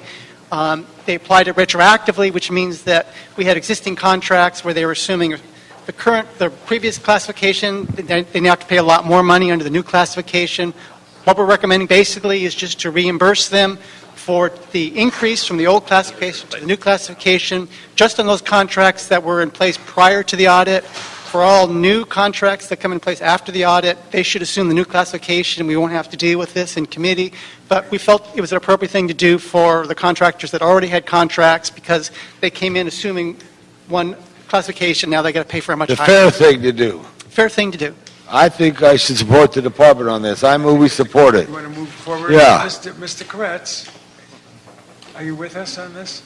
I am. We want to be probably fair. not with you on it. Oh, you're not? I missed the discussion, honestly. So, Basically, what are you asking me? James, real quick, do it again.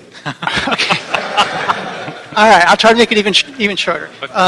The Office of Finance did an audit of our transit contractors and changed the classification they've been using for the last 20 years to a new classification. Without notice. And with that change is a significantly higher tax liability that goes along with that.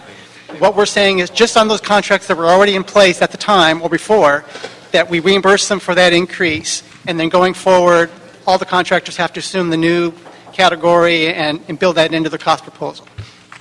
Yeah, that sounds fair Mr. enough. Koretz is nodding his head, and Fair Mr. enough. Blanch put the motion in. I do have one, just for the record, I've submitted to the city clerk a couple of minor changes to the recommendations as well as the backup table, and the clerk has that information. Those are technical changes, so. Technical As changes, amended. I'll accept that in the motion. Yeah, okay. If I may, Chair? All right, we want to read the technical changes, please. You got the votes. You don't Go for it.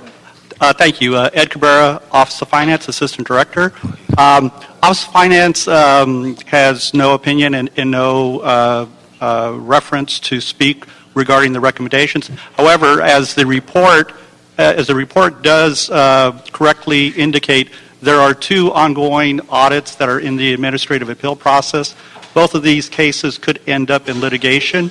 We do want to go on the record to clarify some of the information within the report with regards to expressions of opinions as far as the application of the business tax. And the Office of Finance does not concur with some of the opinions that are expressed. So we wanted to ensure that the committee understands that it is Office of Finance's charter mandate to audit businesses for the business tax.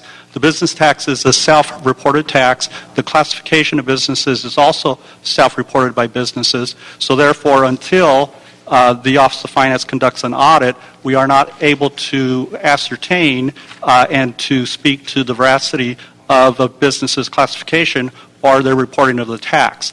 Again, we just feel that it is important to understand that the Office of Finance is a tax administrator, and we just want to ensure that the city is very careful in terms of expressions of opinions as far as the tax, given that there could be further litigation that's ongoing. Okay, well, I appreciate you making that comment for the record. Mr. Labange, motion? Add that to the record. I move the item. Okay, and Mr. Koretz has seconded, and it's unanimous. Thank you very much. As amended, yes. As amended, yes. Mr. Chair, Yes, Mr. Labange. is there any more items? Yes, one more item. There's a couple of them. Let's get Jeff Liu up here, Stephen Shan up here, Andrew Thomas up here. This is item number 9. Could you read item number 9 for the record? Item number 9 is a DOT report relative to extending the LA Express Park program in downtown LA through fiscal year 13-14, expanding the program into Westwood Village, and changing parking rate setting authority level. Okay, and we have several people. Jeff Liu, Stephen S-A-N-N, and Andrew Thomas. Andrew Thomas? You're Here. Andrew Thomas. What about Steve? Don't be shy. And Jeff is already here. Okay, Tom said you're not. Tom knows you better than anybody else does. Go for it. You're up first. Good afternoon, members of the Transportation Committee, Honorable Chair. My name is Jeff Liu. I'm a proud resident of Mar Vista. I want to acknowledge Mr. Rosendahl for your many years of service. It's an honor to be here speaking with you today. But today I've also come to you from the Little Tokyo Community Council.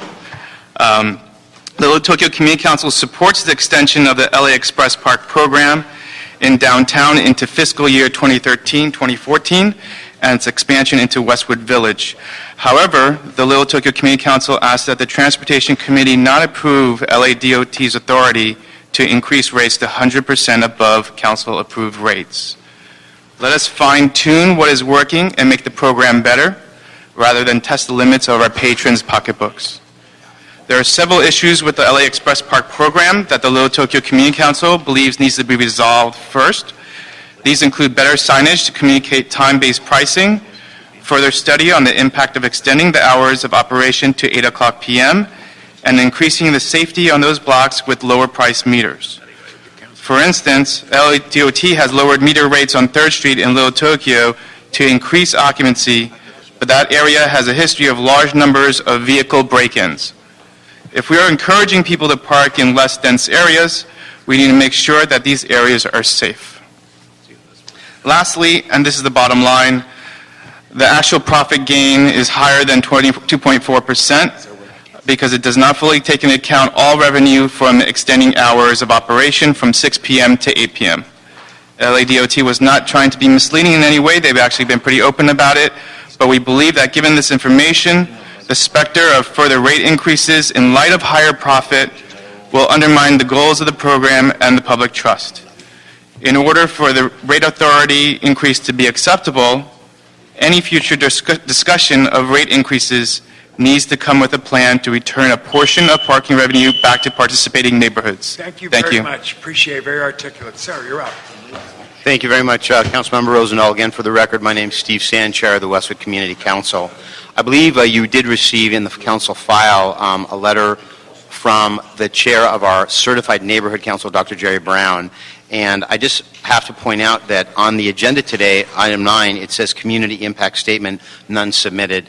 You need to understand that's because this project has never been submitted to the Westwood community for an impact statement to be submitted. We're very disappointed about that. Have you talked with Mr. Koretz about it? Yes, we have, and we've spoken with the staff, and I think he, as Councilmember Koretz, is going to try to address the issue, and they acknowledge the problem, but the solution, as I understand, is to, I don't want to misstate, and I don't want to take my time to do this, but I think what they're suggesting is to hold this over for a week. Unfortunately, with the 4th of July holiday coming up, well, what's disappointing is that, in speaking with the staff from DOT, this grant, according to the staff report, was awarded, I'm reading your staff report, awarded in August of 2012, 10 months ago. And in 10 months, there's been literally no outreach. The first time anyone in the community heard about this was 3 weeks ago on the 21st when the BID Parking Committee hosted a committee meeting. But the Neighborhood Council has been left out, the Community Council has been left out. There are many wonderful things about this project, but there are also very serious concerns from the merchant community, and they have not been worked out because DOT basically has run the clock on us. And now we're hearing saying, oh, it's too late. It's too late because DOT has made it too late, and not due to any fault of the community. And we respectfully ask that we be allowed to weigh in as the charter calls for, because we want to work collaboratively with DOT to make this a successful program. But this is not allowing that dialogue to take place. Okay, appreciate it. Sir, you're up. Thank you, Mr. Chair, committee members. My name is Andrew Thomas. I'm the Executive Director of the Westwood Village Improvement Association. So thank you to our representative, Councilman Koretz. Thank you for all your support and everything you do for Westwood. My organization is the nonprofit organization mandated by the city to manage the Westwood Business Improvement District. We are funded by a special assessment on property owners, which we use to provide benefits to our community. Our board consists of property owners, merchants, and also a representative from UCLA.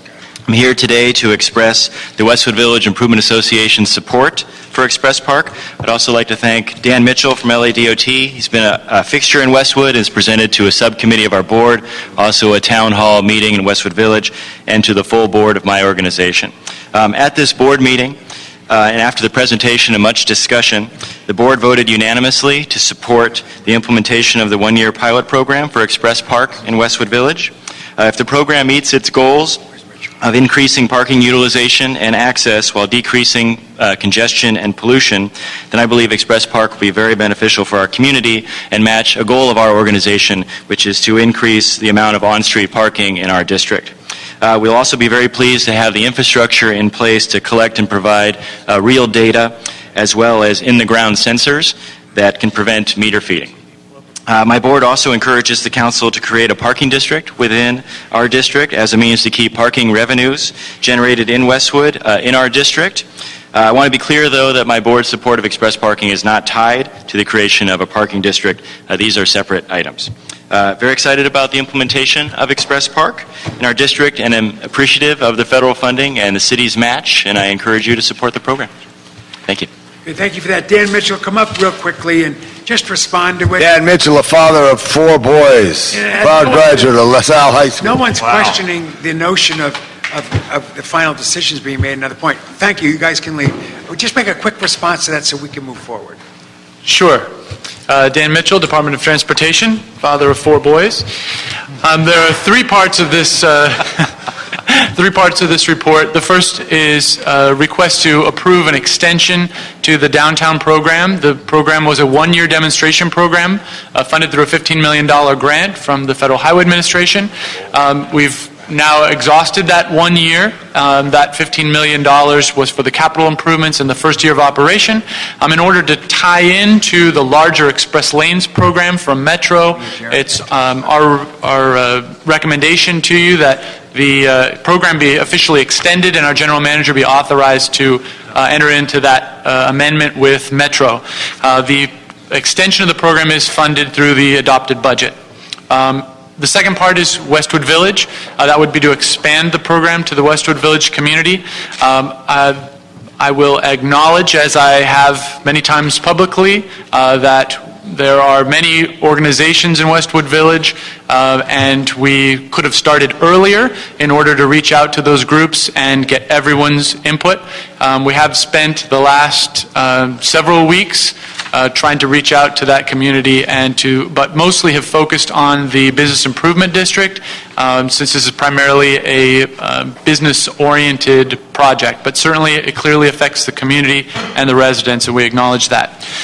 The issue that we have as far as the timeline is that for this grant, those funds need to be obligated by August 1st. In order for us to accomplish that, given the timeline from Caltrans and the feds, we need to get that authorization approved prior to the council recess.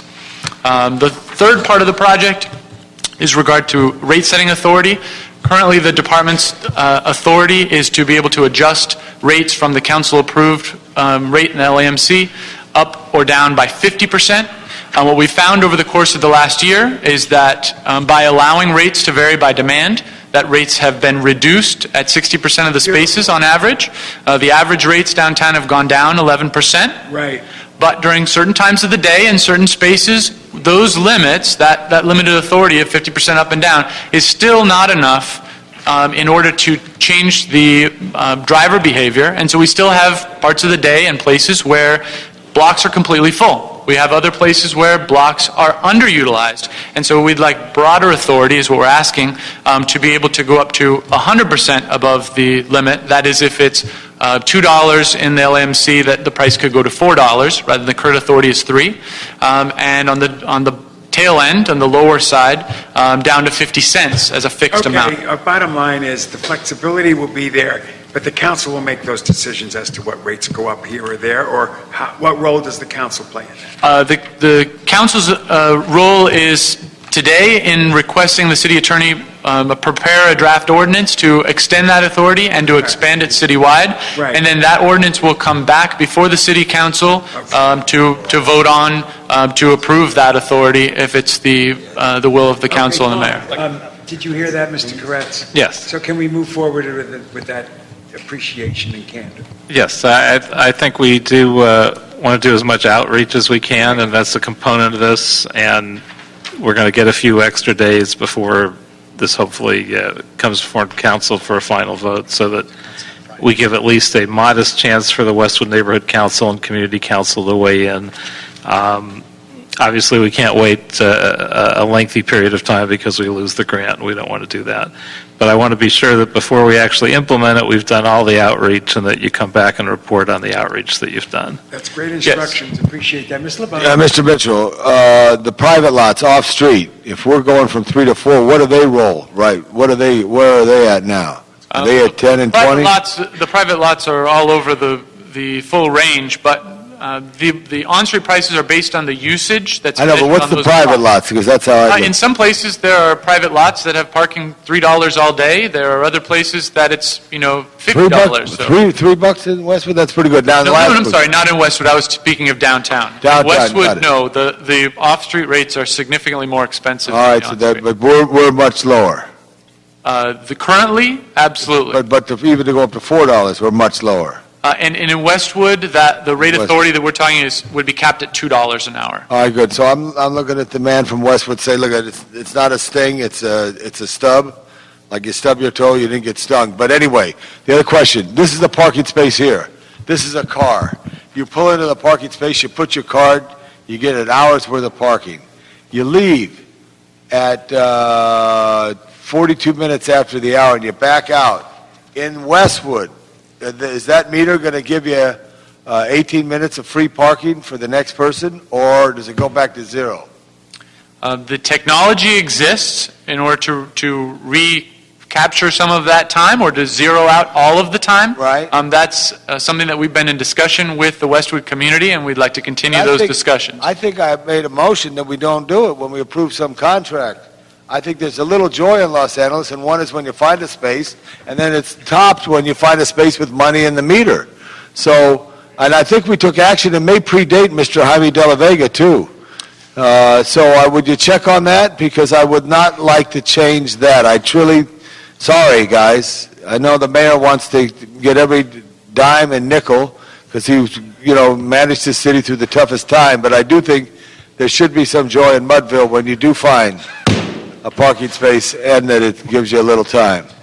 Just to be clear, Councilman, the current policy is to not Jaime De La Vega, DOT. The current policy is to not reset the time. Yeah, good. Okay, who changes the policy? You're the policymaker. City Council, right? Yeah. Thank you. We're good, Daniel. We're good. Say hi to your boys. So we have a motion, we have a second, and Mr. Koretz wants to make a final comment. I just wanted to ask that before you actually implement any hardware changes in Westwood, that you meet with me to let me know where everything stands. Absolutely. And I did want to add that part of the program is public outreach. That is a funded component of the program. So we're trying to do that ahead of the grant. We have a unanimous vote. Over. Done. Thank you, sir. Okay. We have Worth Baker. Final comment. It's a public comment card. Come on up. Worth Baker. Oh, here you are. Great.